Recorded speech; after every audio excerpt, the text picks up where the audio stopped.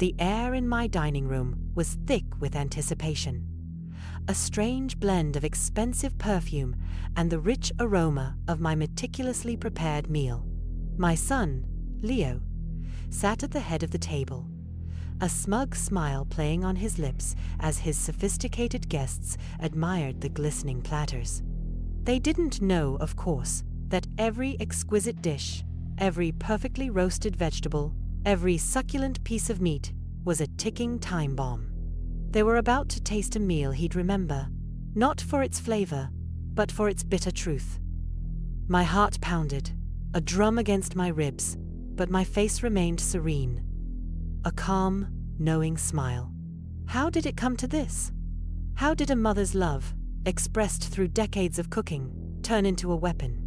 You won't believe what happened next. But let me start from the beginning. My name is Martha, and for as long as I can remember, my kitchen has been the heart of our home. It's where memories were kneaded into dough, where laughter simmered with tomato sauce, and where every meal was a testament to my love. I wasn't a gourmet chef, not in the fancy Michelin star sense. My cooking was honest, comforting, rooted in the traditions passed down from my own mother and grandmother. Think hearty stews, perfectly roasted chickens, pies with crusts that flaked just so, and vegetables picked fresh from our small garden. For me, food wasn't just sustenance. It was a language, a way to nurture, to celebrate, to console. Every dish was a hug, a whispered, "I love you" to my family. My son, Leo, was my firstborn, and from the moment he could hold a spoon, he adored my cooking. He'd sit at the kitchen counter, little legs dangling, watching me with wide, curious eyes as I chopped vegetables or stirred a pot. He'd sneak bites of raw cookie dough, his face smeared with flour, giggling when I pretended to scold him. Those were the days when his praise was genuine, his appreciation boundless. He'd finish every plate, sometimes asking for seconds, his satisfied sighs the sweetest music to my ears. He grew up strong and healthy, fueled by my home-cooked meals and my unwavering affection. I sacrificed a lot for him, for both my children. Extra shifts at the local bakery, mending clothes late into the night, always making sure they had what they needed, even if it meant I went without. It was a joy, not a burden, to see them thrive. My daughter, Sarah, was always more like me, grounded, appreciative of the simple pleasures. She understood the effort, the love, that went into every meal. But Leo, as he got older, started to change. He went off to college, then moved to the city, climbing the corporate ladder with a speed that both impressed and worried me. He started wearing expensive suits, talking about investments and networking events. His world became sleek, modern, and, I suppose, a little too polished for my rustic kitchen. I saw less of him, and when he did visit, there was a subtle shift, a faint air of detachment. He'd still eat my food, but the genuine delight was often replaced by a polite nod, a quick, "It's good, Mom," before he'd check his phone. I brushed it off, told myself it was just him growing up, finding his place in the world. But deep down, a tiny seed of unease began to sprout. The first real crack in our comfortable routine appeared when Leo brought Chloe home for the first time. Chloe was everything I wasn't. Tall, impeccably dressed, with a sophisticated air that made my worn apron feel suddenly out of place. I'd spent the entire day preparing Leo's favorite childhood meal. My famous slow-cooked pot roast, mashed potatoes so creamy they melted in your mouth, and green beans from the garden. The house smelled heavenly, a symphony of savory aromas. I was so excited to finally meet the woman who had captured my son's heart. Dinner started pleasantly enough. Chloe was polite, if a little reserved. But then, as I proudly served the pot roast, Leo made a comment that stung. "Mom, this is classic," he said, a faint, almost imperceptible smirk playing on his lips. Chloe's used to something a bit more modern. More, clean. He gestured vaguely with his fork. Chloe quickly added, "Oh, it's lovely, Martha. Really, it's so comforting." But the damage was done. My pot roast, a dish that had brought smiles to countless faces, was suddenly classic and not clean. It felt like a subtle dismissal, a quiet judgment of my entire culinary world. I forced a smile, but inside, a little piece of my joy withered. The second incident was more direct, and it hit me harder. I was in the living room, dusting the old family photos, when I overheard Leo on the phone in the kitchen. He was talking to a friend, his voice low but clear. "Yeah, I'm at my mom's," he chuckled. "She's making her usual peasant food. Comfort food, if you're into that kind of thing. Not exactly what I'd serve at a business dinner, but she means well." He laughed again, a sound that echoed hollowly in my ears. Peasant food. My food. The food that had nourished him, comforted him, celebrated him. My hands trembled, and the dust rag fell from my grasp. I felt a flush of shame, then a slow burn of indignation. He meant well? Was that all my years of love and effort amounted to? A well-meaning but ultimately embarrassing relic from his past? I wanted to confront him, to demand an explanation, but the words caught in my throat. I was Martha, the quiet, accommodating mother.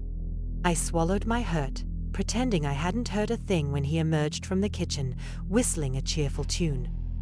The third, and perhaps most infuriating, incident came when Leo announced he was hosting an important dinner party for his new boss and several high-profile colleagues. He called me, not to invite me as a guest, but to ask me to cater it. "Mom, your cooking is unique," he began carefully. "And I know you're good at big meals. I was thinking, could you whip up some of your magic for my party? I'll pay for all the ingredients, of course." I was initially flattered, a flicker of hope that he still valued my skills. But then he started listing off dishes. Pan-seared scallops with saffron risotto, deconstructed beet salad with goat cheese foam, sous vide duck breast with cherry reduction.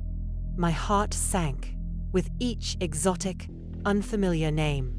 These weren't my dishes. These weren't me. He wasn't asking for my cooking. He was asking for a cheap caterer who could mimic a menu he'd probably seen in a high-end restaurant.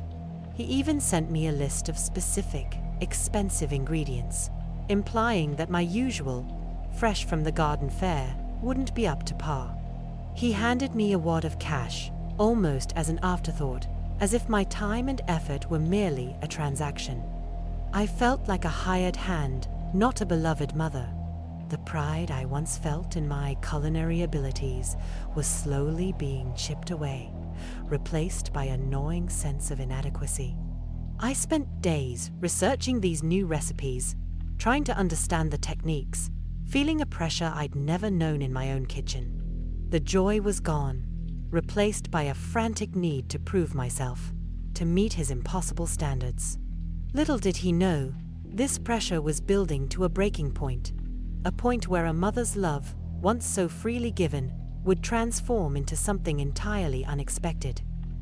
The day of the party dawned, grey and oppressive, mirroring the weight in my chest. I had been up since before dawn, meticulously following recipes I barely understood, trying to transform myself into the kind of chef Leo apparently wanted. My kitchen, usually a sanctuary of warmth and familiar scents, felt like a sterile laboratory. The pan-seared scallops were refusing to sear properly. The goat cheese foam was more like a sad, deflated cloud, and the duck breast, despite all my efforts with the sous vide machine Leo had insisted I rent, looked suspiciously grey. I was exhausted, my hands aching, my spirit deflated. The joy of cooking, the very essence of who I was, had been sucked out of me, replaced by a frantic, desperate need to please. Leo arrived mid-afternoon, impeccably dressed, his phone already pressed to his ear, barking orders into it. He strode into the kitchen, a whirlwind of expensive cologne and impatience. He glanced at my progress, his eyes scanning the various components laid out on the counters. He picked up a piece of the duck, sniffed it disdainfully, and then dropped it back onto the plate. "Mom, what is this?" he asked, his voice sharp, devoid of any warmth. "This isn't going to work. It looks homemade. I need professional. This is for Mr. Henderson, Mom. My future depends on this." My shoulders slumped. "I'm trying, Leo," I said, my voice barely a whisper. "These are very complicated dishes.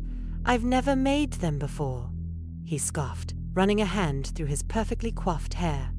"Trying isn't good enough, Mom. This is a high-stakes dinner. I should have just hired a real caterer." That was it.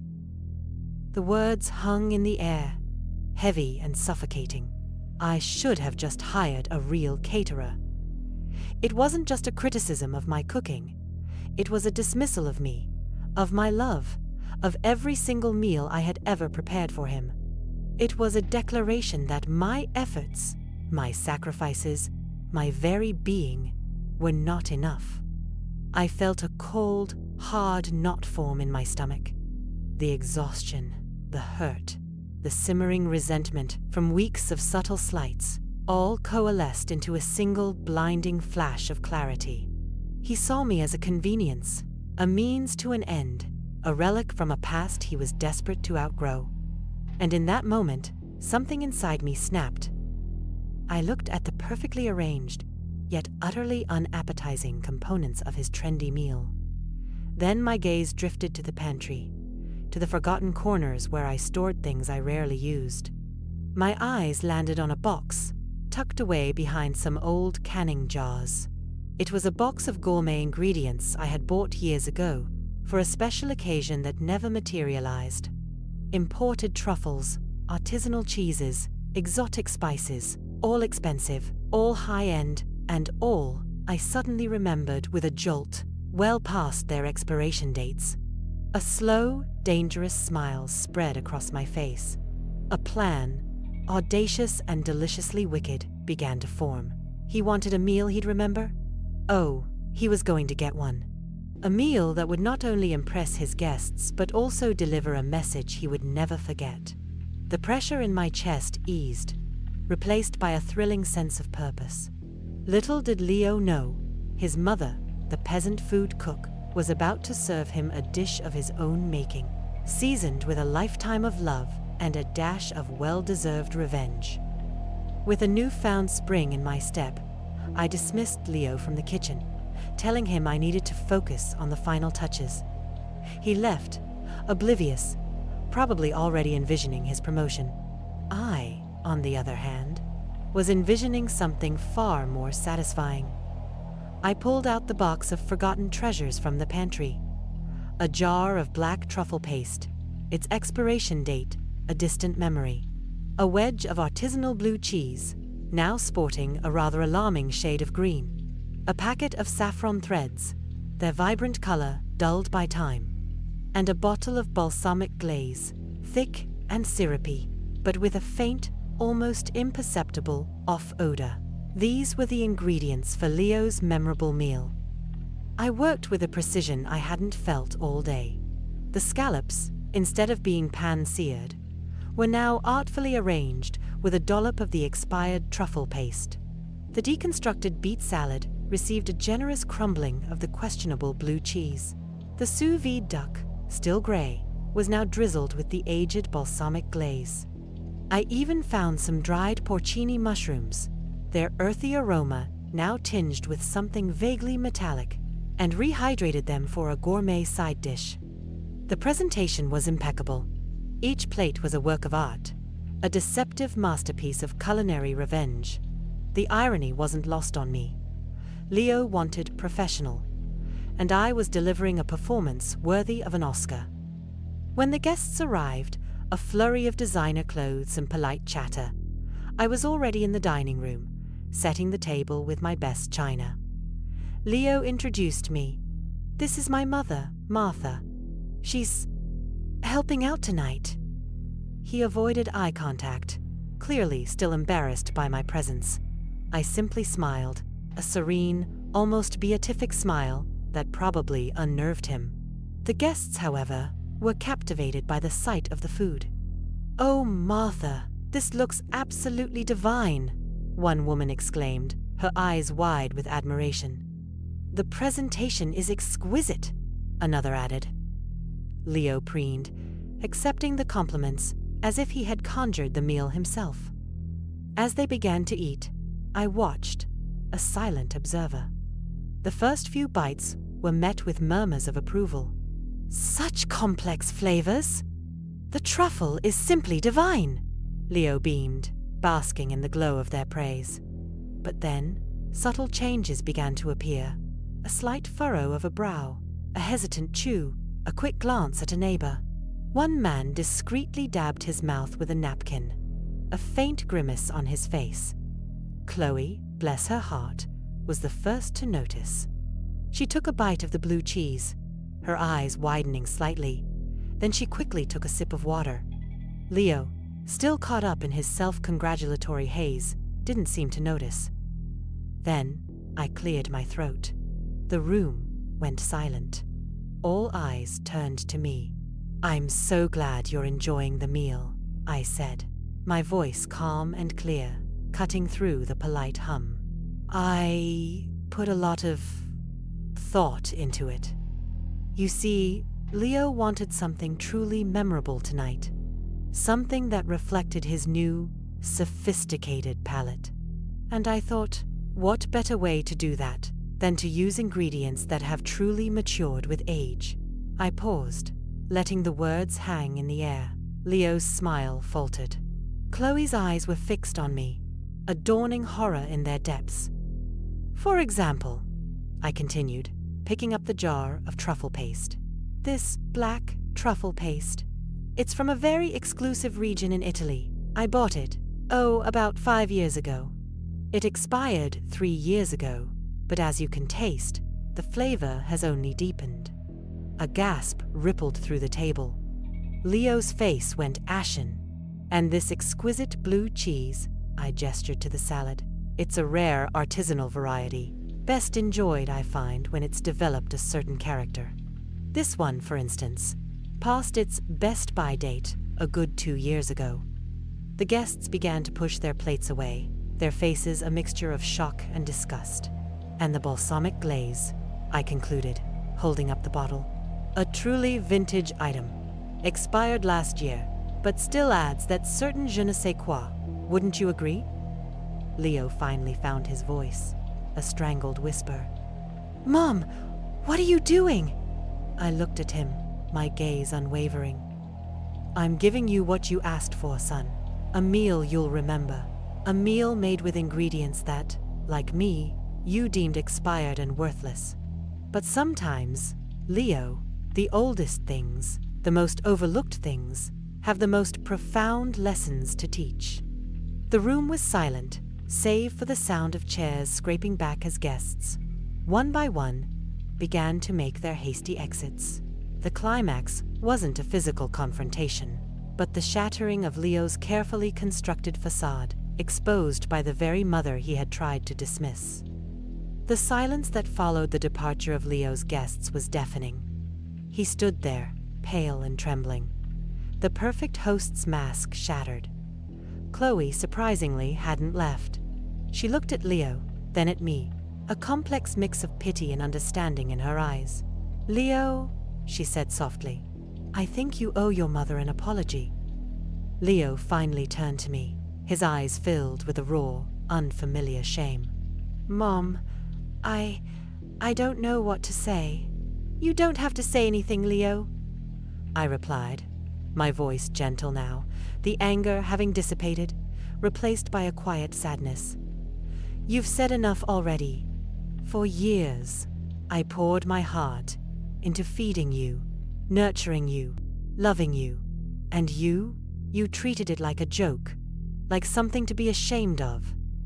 He sank into a chair, burying his face in his hands. "I was so stupid, Mom. I was trying so hard to impress them, to be someone I'm not.